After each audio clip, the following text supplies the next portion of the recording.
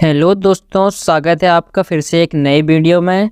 आज की इस वीडियो में हम पढ़ेंगे नर्वस सिस्टम के बारे में। नर्वस सिस्टम किसे कहते हैं, यह कौन सी कोशिकाओं से मिलकर बना होता है और नर्वस सिस्टम के टाइप्स के बारे में पढ़ेंगे।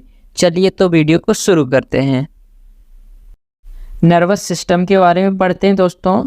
एक ऐसा तंत्र जो सोचने, समझने और याद रखने के साथ साथ पूरे शरीर को नियंत्रित रखता है, उसे नर्वस सिस्टम या तंत्रिका तंत्र कहते हैं। मतलब दोस्तों, तंत्रिका तंत्र एक ऐसा तंत्र या सिस्टम है जो सोचने, समझने और याद रखने, यानी हम किसी चीज़ या टॉपिक के बारे में सोचते हैं, उसको समझते हैं और उसको याद भी रखते हैं। ये सब नर्वस सिस्टम यानी तंत्रिका तंत्र की हेल्प से हो पाता है।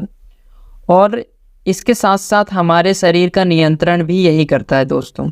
ये तंत्रिका तंत्र कहलाता है, हमारे शरीर का सबसे ज़रूरी हिस्सा है। और यह जो होता है तंत्रिका तंत्र एक धागेनुमा संरचना से बनी तंत्रिक कोशिकाओं से मिलकर बना है। इसे न्यूरॉन सेल भी कहते हैं। मतलब नर्वस सिस्टम न्यूरॉन सेल से मिलकर बना होता है। इसके माध्यम से सभी प्रकार के सिग्नल्स का आदान प्रदान होता है। जल्दी से इसका स्क्रीनशॉट लीजिए, फिर पढ़ेंगे न्यूरॉन सेल के बारे में। अब पढ़ते हैं न्यूरॉन्स या तंत्रिक कोशिकाओं के बारे में। यह नर्वस सिस्टम की सबसे छोटी यूनिट होती है। जैसे दोस्तों हमारा शरीर अनगिनत कोशिकाओं से मिलकर बना है, मतलब हमारे शरीर के सबसे छोटी यूनिट सेल हैं, वैसे ही हमारे शरीर का नर्वस सिस्टम, इसकी सबसे छोटी यूनिट न्यूरॉन्स होती है। यह न्यूरॉन सेल से मिलकर बना होता है। आगे लिखा है, यह हमारे शरीर की सबसे बड़ी और लंबी कोशिका है। समझना इस बात को, ये जो है हमारे शरीर की सबसे बड़ी और लंबी कोशिका होती है और नर्वस सिस्टम की सबसे छोटी यूनिट है।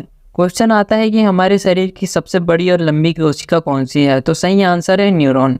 आगे लिखा है, न्यूरॉन सेल कभी विभाजित नहीं होती। कह रहा है कि न्यूरॉन सेल कभी विभाजित नहीं होती। ये सबसे इम्पोर्टेंट लाइन है। क्वेश्चन आता है कि कौन सी कोशिका है जो कभी विभाजित नहीं होती। इसका सही आंसर है न्यूरॉन सेल। इसका कभी विभाजन नहीं होता। आगे लिखा है, इसका विभाजन इसलिए नहीं होता क्योंकि हमारे शरीर में यह कोशिका सभी प्रकार की एक्टिविटीज़ के लिए जिम्मेदार होती है। ये तो हम शुरू में ही पढ़ चुके हैं कि सोचने, समझने और याद रखने और पूरे शरीर को नियंत्रण रखने की जिम्मेदारी किसकी होती है? इसी नर्वस सिस्टम की। अगर इसका विभाजन हो जाएगा तो अपनी ज़िंदगी का भी विभाजन हो जाएगा। अब आपके मन में आ रहा होगा कि इसका तो विभाजन नहीं होता है, तो न्यूरॉन सेल बनती कहाँ से है? तो इसका सही उत्तर है कि जो हमारी न्यूरॉन सेल होती है, यह भ्रूण की एक्टोडर्म से बनती है। समझ में आ रहा है कि न्यूरॉन सेल कैसे बनती है, कहाँ से बनती है? भ्रूण की एक्टोडर्म से बनती है। जल्दी से इसका स्क्रीनशॉट लीजिए, फिर इसकी संरचना के बारे में भी पढ़ते हैं। तंत्रिका कोशिका या न्यूरॉन जो होती है, इसके 3 भाग होते हैं। पहला है सेल बॉडी। यह न्यूरॉन सेल का मुख्य भाग होता है। क्यों? क्योंकि इसमें एक केंद्रक होता है तथा कोशिकीय द्रव्य पाया जाता है जिसे साइटोन कहते हैं। यह सभी प्रकार के प्रोटीन का सिक्रीशन करता है। दोस्तों केंद्रक जो है हमेशा कभी भी अकेला नहीं होता है, इसके साथ जीवद्रव्य या कोशिकीय द्रव्य होता है। इसमें क्या है? साइटोन है जो सभी प्रकार के प्रोटीन्स का सिक्रीशन करता है। इसके ऊपर ये देखिए, ऊपर नीचे राइट साइड जो फिंगर टाइप की संरचना है, इसे कहते हैं डेंड्राइट से। ये क्या करते हैं? सिग्नल को रिसीव करने का काम करते हैं। दूसरा भाग है एक्सॉन। ये क्या करता है? सिग्नल्स को कैरी करके सेल बॉडी तक पहुंचाता है। ये जो बीच वाला भाग है ये कहलाता है एक्सॉन। तीसरा भाग है नर्व एंडिंग। ये लास्ट वाला भाग, ये फ्री ट्रांसमिशंस होते हैं। ये क्या करते हैं? ये दूसरी नर्व कोशिका या जो दूसरी न्यूरॉन सेल होती है उससे जुड़ते हैं और ये एक नर्व कोशिका यानी जो न्यूरॉन सेल है, इससे दूसरी नर्व कोशिका तक अपने सिग्नल्स को ट्रांसमिट कर देते हैं।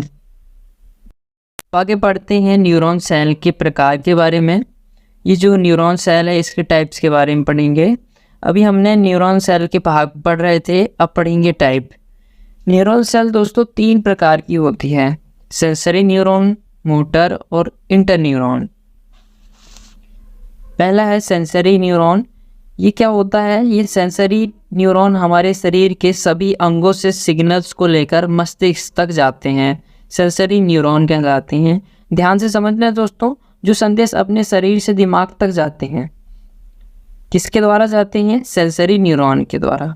मोटर न्यूरॉन, मोटर न्यूरॉन क्या होते हैं? मोटर न्यूरॉन हमारे मस्तिष्क के संदेश को, जो मस्तिष्क है उसके संदेश को लेकर शरीर के सभी अंगों तक जाते हैं।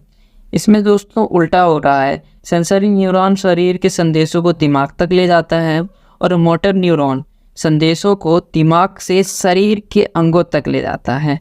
यदि मुझे हाथ में कांटा चुभा है तो मुझे सेंस होगा, दर्द होगा, उस सिग्नल को दिमाग तक सेंसरी न्यूरॉन लेके जाता है और प्रतिक्रिया में दिमाग हाथ हटाने का ऑर्डर देगा। इस संदेश को मोटर न्यूरॉन लेके आएगा दिमाग से। कहाँ से लेके आएगा? दिमाग से। मतलब जो जाएगा वो सेंसरी है और आएगा तो मोटर है। क्लियर है? इतना समझ आ गया होगा। और ये अगला है दोस्तों इंटरन्यूरॉन। ये क्या होता है? ये सेंसरी और मोटर न्यूरॉन्स को जोड़ने का काम करता है। मतलब सिग्नल्स गया दिमाग तक, फिर सिग्नल आया दिमाग से, दोनों सिग्नल्स के बीच कनेक्शन का काम कौन करता है? ये वाला interneuron.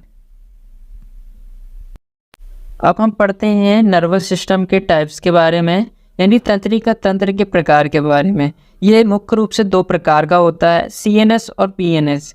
CNS central nervous system, PNS peripheral nervous system. Central nervous system के अंतर्गत ब्रेन और स्पाइनल कॉर्ड आती है। और दोस्तों मैंने ब्रेन और स्पाइनल कॉर्ड के बारे में डिटेल वीडियो अपलोड कर चुका हूँ, जिसका लिंक डिस्क्रिप्शन में है, जाके आप देख सकते हैं। दूसरा क्या था अपना? Peripheral nervous system. ये जो होता है इसके अंतर्गत ब्रेन से निकलने वाली क्रेनियल नर्व और स्पाइनल कॉर्ड से निकलने वाली स्पाइनल नर्व शामिल होती है। पेरिफेरल नर्वस सिस्टम के भी दो टाइप होते हैं। पहला है सोमैटिक नर्वस सिस्टम, दूसरा है autonomic nervous system. Somatic nervous system हमारे कंट्रोल में होता है। इसमें सेंसरी और मोटर दोनों प्रकार की नर्व शामिल रहती हैं। दूसरा है autonomic nervous system. Autonomic nervous system जो होता है ये अपने कंट्रोल में नहीं होता, मतलब हमारे वश में नहीं होता। इसमें कौन सी नर्व जो शामिल होती हैं वो अभी तक क्लियर नहीं हो पाया है। हालांकि इतना पता है कि इसमें कुछ क्रेनियल नर्व शामिल है और कुछ जो हैं स्पाइनल नर्व शामिल होती हैं। दोस्तों अगर वीडियो अच्छा लगा हो तो वीडियो को लाइक करें, कमेंट करें और शेयर करें और चैनल को सब्सक्राइब करना ना भूलें। धन्यवाद।